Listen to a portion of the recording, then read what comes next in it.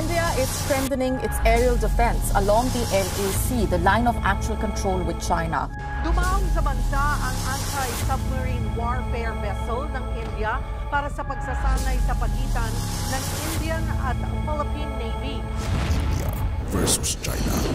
Isang nakakabahalang hakbang ng India kontra sa China dahil nagpadala na ng 10,000 tropa ang India sa harapan ng border laban sa China. Halika, atin itong pag-usapan mga kaibigan.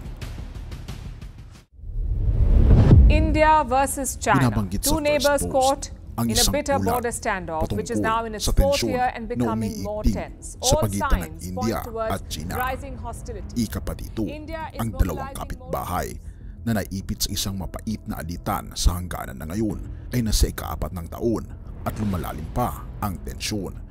Lahat ng palatandaan ay tumuturo sa pagtaas ng puot. Ang India ay nagmomobilisa na higit pang 10,000 na mga tropa na nakaistasyon sa kanlurang hangganan ng India marahil upang bantayan ang isang malaking banta mula sa Pakistan.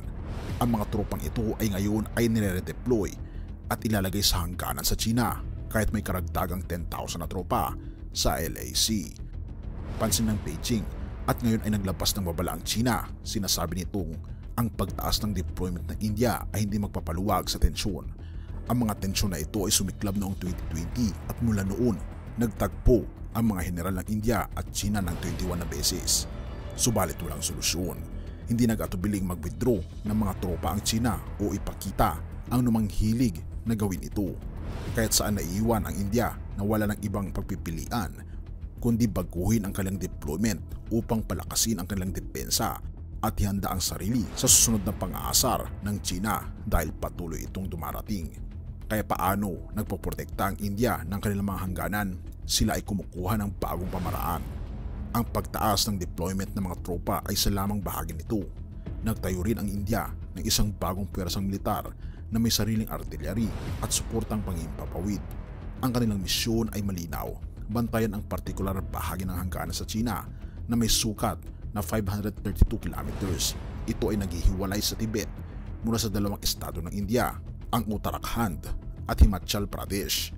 Ngunit bakit ang partikular na bahagi na ito? Hindi ito malinaw. Nananatiling tikom ang bibig ng New Delhi habang sila ay sumusunod sa isang estratehiya at pagpipigil. Inuulat ng bagong paglalaban noong Nobyembre 2022 na magpakita ang mga Chino sa posting Atari.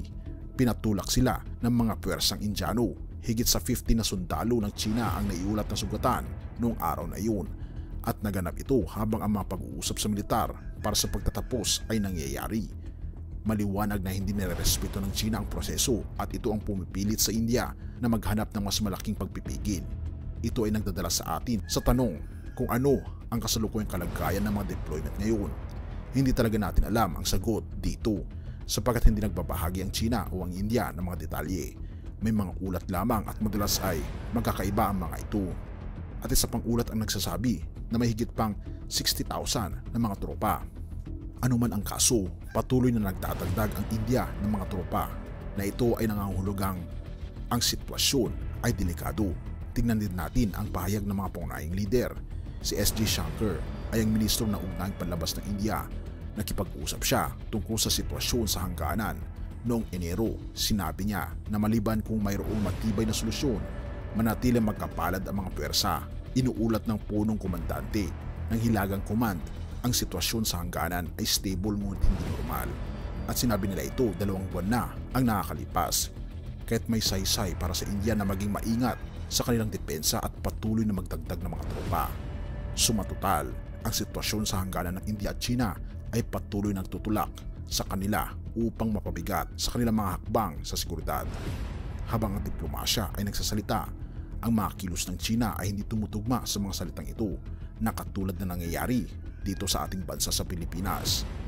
Kaya naman nakikita ng bawat bansa maging ng India at ng Pilipinas na walang saysay ang pakikipag-usap ng China upang mapaayos sana ang mga hidwaang ito.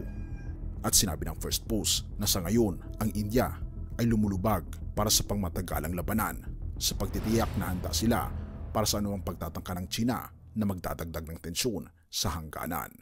Mateo 24, verse 12 to 14. Lalaganap ang kasamaan, kaya't manlalamig ang pag-ibig ng marami, ngunit ang mananatiling tapat hanggang wakas ang siyang maliligtas. Ipapangaral sa buong sanlibutan ang magandang balitang ito tungkol sa kaharian ng Diyos upang magsilbing patotoo sa lahat ng mga bansa at sa kadarating ang wakas. Kaibigan, lagi nating isaalang-alang na malapit na ang pagdating ng ating Panginoong Diyos. Tayo maghanda at manatiling tapat sa Kanya. Purihin ang ating Panginoong Diyos at salamat kaibigan sa iyong panonood. Tayo manalangin. Ama naming banal, makapangyarihan naming Diyos, kami po'y lubusang nagpapasalamat sa inyo. Nakikita po namin ang mga balibalita ng digmaan at ang mga digmaan na nagpapahiwatig na malapit na po Panginoon ang iyong pong pagparito. Ngunit ang pinakahuling sinyalis ng iyong pong pagdating ay ang pagpapangaral na magandang balita ng kaligtasan sa buong mundo at pagkatapos ay darating na ang wakas. Panginoon, tulungan kami Panginoon na ipahayag ang kaligtasan mula sa aming Panginoong Kristo at tulungan kami maging tapat sa inyo mula ngayon hanggang magpakailanpaman. Purihin ka o aming Panginoong Diyos at patawarin po kami sa lahat ng aming pagkukulang at pagkakasala at salamat sa pagdinig ng aming panalangin sa pangalan ng aming Panginoong Jesus. Amen.